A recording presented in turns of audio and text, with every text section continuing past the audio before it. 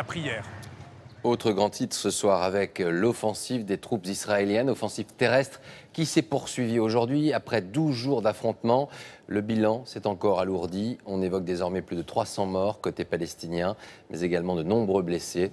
Attention, certaines images sont ce soir très difficiles. Sur place à Massoula, Philippe Maire.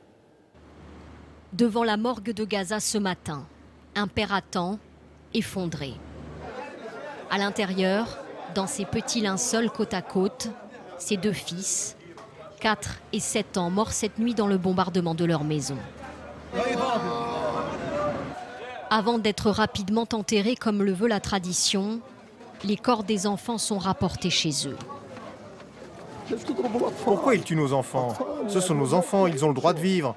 Leurs enfants ont le droit de vivre, les nôtres aussi. La mère des enfants. Quelques minutes pour un dernier adieu déchirant. Les sœurs, les tantes, les femmes n'iront pas au cimetière. J'avais fait rentrer les enfants, ils traînaient dehors et j'avais peur pour eux avec les bombardements. Et ils sont morts dans notre propre maison. Dans le quartier, c'est la consternation. 4 obus sont tombés ici hier soir. La maison des enfants est en apparence intacte. Il faut aller dans la cuisine pour comprendre. L'obus est passé par là, un engin probablement tiré depuis un char. C'est le grand frère qui nous explique. Quand l'obus est tombé, la pièce a été soufflée. Il y avait de la poussière et des gravats. Et en dessous, on a trouvé mes frères. Quelle était la cible initiale? Cache d'armes, lanceur de roquettes? Difficile à dire. Ce qui est sûr, c'est que cette famille est proche du Fatah et non du Hamas. Les enfants sont conduits au cimetière drapé de la bannière du parti de Mahmoud Abbas. L'émotion est immense. Pas un jour sans que ces scènes se répètent depuis le début de l'offensive. 70 enfants tués,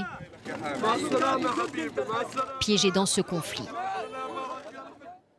Et en direct de Gaza, on retrouve notre envoyé spécial. Bonsoir Samassoula. Sama, les bombardements se sont encore intensifiés aujourd'hui.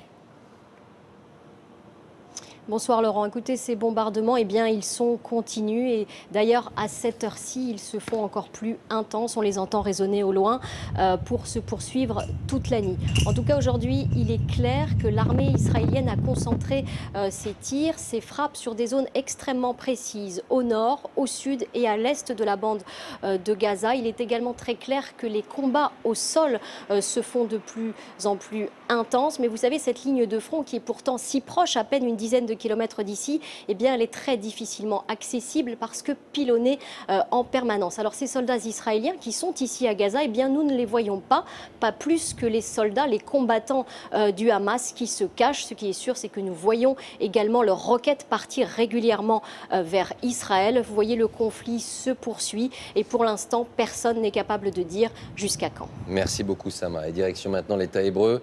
Franck Genozo, bonsoir. Vous êtes toujours à Kfar